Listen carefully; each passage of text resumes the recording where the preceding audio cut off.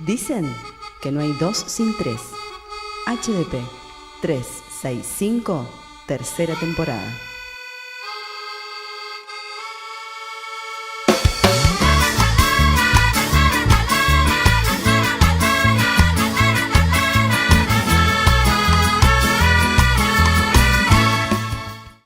Felipe, en tu nuevo libro, Manuel Belgrano, el subtítulo es El hombre del Bicentenario. ¿Por qué Sí, Manuel Belgrano es el hombre del Bicentenario para vos? bueno, primero porque es el primero que pensó la patria, el primero que desde los años del consulado empezó a proponer cuestiones básicas para lo que sería un futuro país imaginario, ¿no? Que todavía no lo era, que era un virreinato, donde él hablaba de economía, educación popular, igualdad del hombre y la mujer, el tema de la agricultura, la distribución de la tierra, bueno, todos temas que nadie había pensado hasta ese momento.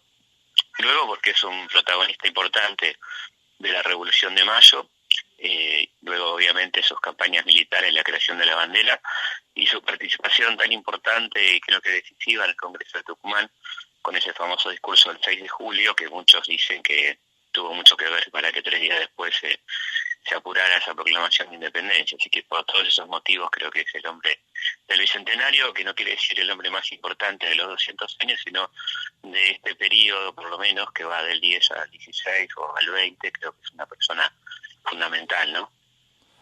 Bien, muchas veces se lo intentó despolitizar a Belgrano. Sí, Uno recuerda en la escuela primaria, también en la secundaria, cosas que escucha cuando hablan de Belgrano, que él murió de la pobreza, se lo pone como un ejemplo, pero poco se habla de su vida política, porque Belgrano en realidad era un revolucionario neto. absolutamente, yo creo que ahí está la cosa y por eso mismo, ¿no? Ahí está la explicación de por qué en todo caso no hablemos de él en otros términos, porque hablar del Belgrano por fuera de la bandera implica hablar del Belgrano que pensó, que propuso reparto de tierras, una reforma agraria muy tempranamente, bueno, todas estas cosas de las que venimos hablando, que al poder le siguen resultando incómodas, sobre todo porque hay muchas cosas que todavía siguen pendientes, ¿no? Y que Belgrano planteó pioneramente, entonces creo que sigue siendo un personaje incómodo y mejor lo dejamos ahí con la bandera, como mejor lo dejamos ahí a San Martín con el cruce de los Andes, sin hablar de su excelente y progresista gobierno de Mendoza, ¿no? De Cuyo en aquel momento. Ese recorte es un recorte que tiende a quitar la conflictividad de la historia, el conflicto aparece como una mala palabra, digamos, y se inculca a los chicos de las escuelas que no hubo conflicto en nuestra historia, con lo cual formamos personajes altamente autoritarias porque no comprenden que haya una segunda versión de la historia, una segunda versión de la política, porque han crecido en torno a una única versión y a un único discurso, ¿no? Entonces creo que eso ha hecho mucho daño a la historia argentina y tiene que ver con el autoritarismo histórico del liberalismo conservador, ¿no? De la derecha que ha manejado la historia argentina en estos 200 años, ¿no? Bien, ¿qué aporte haces con tu libro? ¿Qué temas tocas sobre todo de la vida de Belgrano? Porque él, bueno, como decís vos, él tuvo una amplia participación en el periodismo, en la Uh-huh. educación, en la economía política, trayendo la fisiocracia, las ideas del liberalismo. Sí.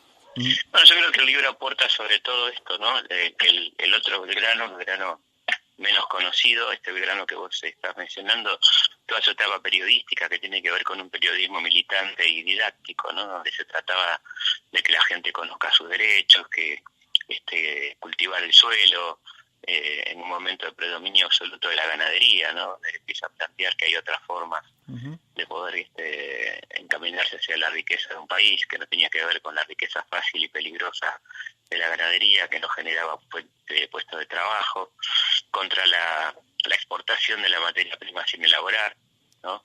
Sí. Bueno, todas esas ideas que evidentemente siguen siendo, como decía antes, incómodas y que trato de que a través del libro la gente las conozca quién fue Manuel Belgrano, mucho más allá de los episodios que todos mal o bien conocemos, ¿no? De su vida. Manuel Belgrano tuvo también una vida privada, que no es Mm, nuestro interés hacer un programa de chismes, ¿no? sí, Pero tuvo obviamente. una vida privada muy, muy activa. Sí, muy intensa. Ujú. Particularmente tuvo dos grandes amores. Uno con María Josefa Escurra, que era la cuñada de Rosas, con quien va a tener un hijo. Ese hijo va a ser criado por Rosas porque esta chica era, bueno, muy de las más aristocráticas de Buenos Aires y no podía ser madre soltera. Entonces decide dar en adopción a su hijo, a su hermana, Encarnación Escurra, y ese chico será criado por Rosas y Encarnación bajo el nombre de Pedro Rosas y Belgrano. Ujú. Y luego tendrá un amor también muy pasional con María Dolores Felguero, una joven tucumana con la que tendrá su hija Manuela Mónica, ¿no? En el medio seguramente otros romances, porque era una persona muy bien parecida, como decían, y con mucha labia, diríamos, Sí. ¿no? Así que era un hombre que se destacaba en las reuniones sociales y todo eso, así que seguramente habrá tenido otros amores que no conocemos tanto. Sabemos de un amor que tuvo en Londres, Madame Pichegou, que fue un personaje muy interesante, que se decía descendiente de Napoleón, bueno, que después lo persigue hasta el Río de la Plata, lo conoce en su misión en Londres en 1815, después viene a buscarlo aquí, bueno, toda una especie de novela, ¿no? También. Sí, qué interesante y bueno, da ganas de leer el libro. Te hago una pregunta así ya más personal.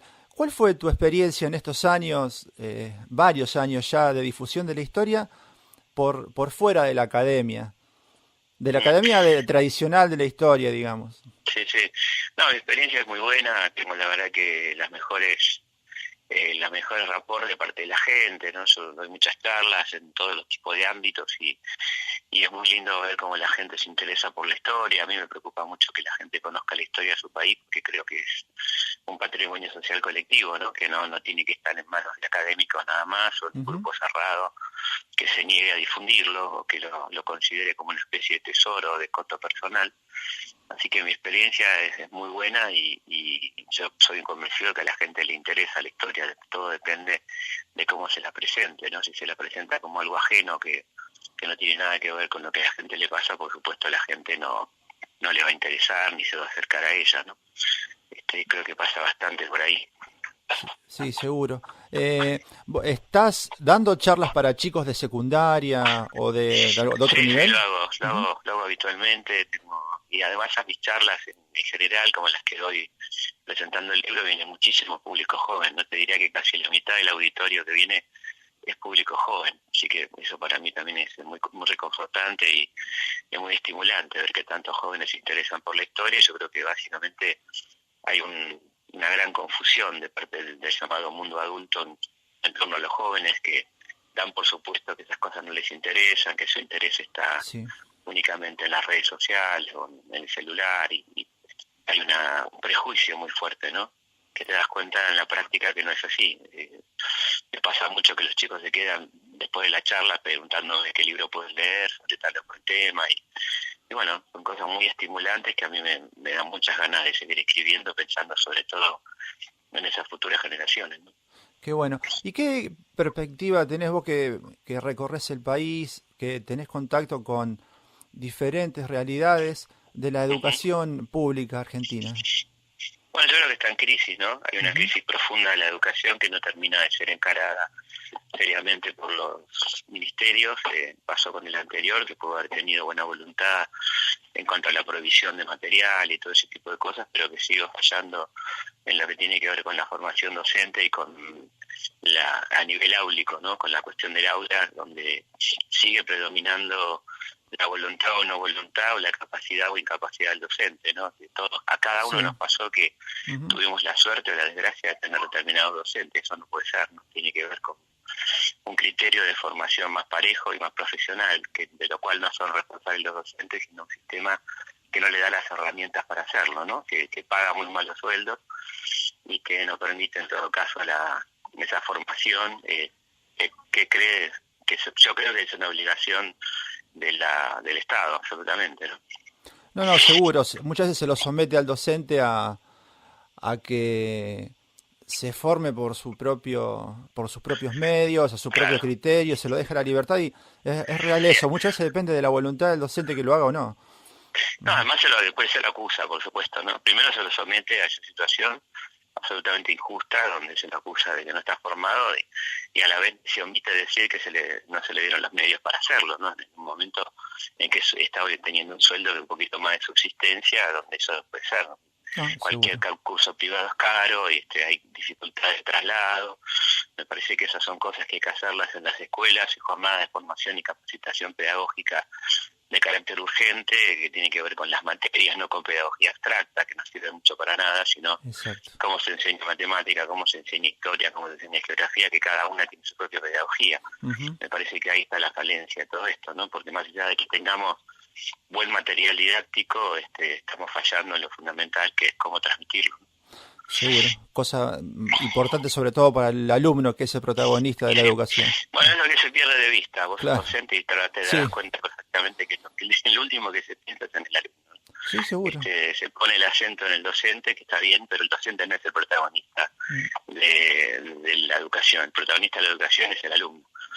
O debe serlo, ¿no? Digamos, entonces esto no va en desmedro del docente, sino que creo que los que somos docentes tenemos conciencia de que todo el interés y todos los objetivos tienen que ir dirigidos al alumno, no al docente.